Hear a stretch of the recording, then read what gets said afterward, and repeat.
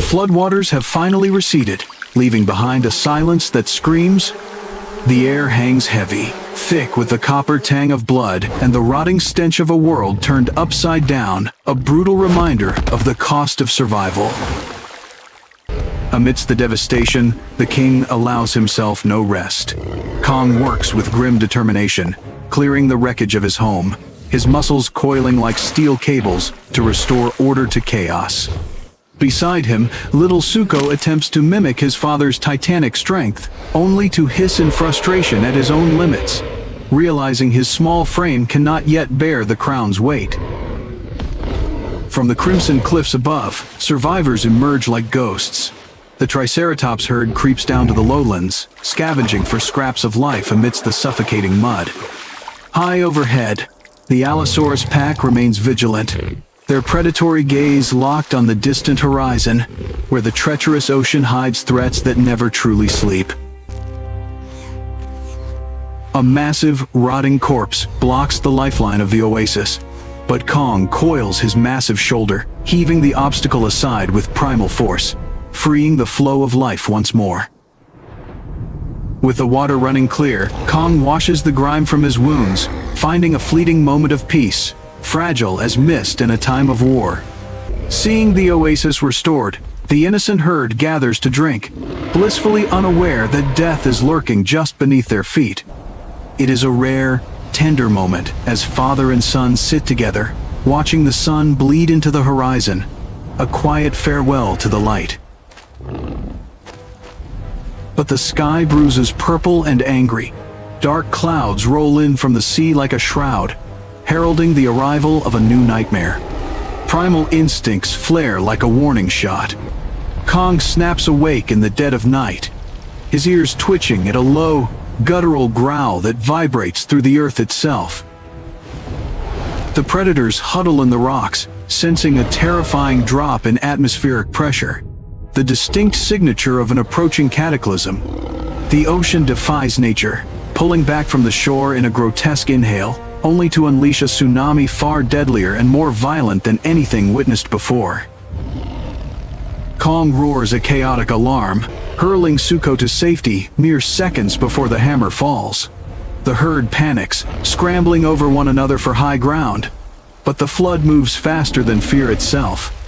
The wall of water smashes into the cliffs, shattering stone and swallowing the oasis whole in a single, violent heartbeat. The torrent sweeps away all life, drowning desperate cries beneath tons of churning mud and debris. Clinging to the rock face, Kong screams in visceral fury, his eyes red with rage, as he watches his subjects being washed away into the abyss. And then, from the murky depths, a sickly yellow light erupts, signaling the resurrection of the beast. The Leviathan rises, its body fully regenerated, its malevolent eyes locking onto the struggling prey with cold, calculated hunger. Like a living torpedo, the monster strikes. Razor-sharp tentacles shoot forward like spears, impaling victims with brutal efficiency. It vomits a jet of pressurized acid, melting through rock and scale alike, extinguishing the last flickering hope of survival. From the shadows, Zuko trembles, forced to witness hell unfolding right before his innocent eyes. The Allosaurus pack can only watch from above, their primal fear of the water rendering them helpless to intervene. The death spiral continues, tossing small bodies into the air like rag dolls before skewering them mid-flight. Blood fills Kong's vision. He smashes the stone, refusing to stand idle for another second, while his kingdom bleeds. He snaps a massive tree trunk like a dry twig, fashioning a weapon of pure destruction from the bones of the forest. Kong leaps into the churning floodwaters, his roar challenging the storm and the monster hiding within it. Hearing the Alpha's call, the Leviathan turns, abandoning its prey to face the true king. The wooden club swings with hurricane force, shattering the tentacles that lash out to kill. Pressing the attack, Kong rams the log into the beast's chest like a battering ram, driving it back through the roiling water. but venomous acid sprays forth, incinerating the wood and disarming the king in a heartbeat. Weaponless, Kong improvises, grabbing a jagged rock to bait the enemy out of its aquatic domain. Bloodthirsty and arrogant, the Leviathan slithers onto the rocks, falling straight into Kong's trap. As it breaches the surface, Kong hurls the stone, halting its charge with a brutal, bone-jarring impact. Seizing the moment, he delivers a B.E.A.S.T. glove uppercut that sends the monster flying backward, writhing in agony. Allies join the fray. The Allosaurus pack descends like a pack of wolves, tearing viciously at the invader's limbs. The Leviathan spins, whipping its massive tail to smash a dinosaur against the canyon wall with sickening force. Seeing his ally fall, Kong grabs a rotting log, charging in with the reckless abandon of a berserker. He smashes the wood across its face, then unleashes a blur of punches into the cracked shell, each blow echoing like thunder. Cornered, the beast fires wild heat beams, singing the fur on Kong's chest and shoulders. Kong roars in pain, stumbling back as acrid smoke rises from his fresh burns. Sensing a gap, the cowardly monster turns, scrambling desperately back toward the safety of the deep water. Refusing to let it escape, Kong ignores the searing pain, sprinting after it with lethal intent. At the cliff's edge, iron fingers clamp onto the tail, anchoring the beast to the earth. With titanic strength, Kong whips the massive body overhead, slamming it deep inland with earth-shattering force. The Leviathan struggles to rise, but on dry land, it is a fish out of water, exposed and vulnerable. Kong approaches slowly, a jagged boulder in hand, his eyes cold as a signed death sentence. Desperate tentacles strike out, only to embed themselves uselessly into Kong's stone shield. Kong smashes the rock into its face, then rains down a combo of devastating blows that shake the ground. The obsidian shell shatters completely, exposing the pulsing blue core beneath like an open wound. Standing tall, Kong charges the glove, focusing every ounce of his rage into one final strike. The Leviathan shrieks one last time, trying to shield its heart, but judgment has arrived. The thunderous punch connects, detonating the core and rocking the canyon with a blinding blue explosion. The shockwave knocks Kong back, while the monster's body convulses in violent, final spasms. The lights in its eyes flicker and die. The tentacles go limp. Evil has been purged.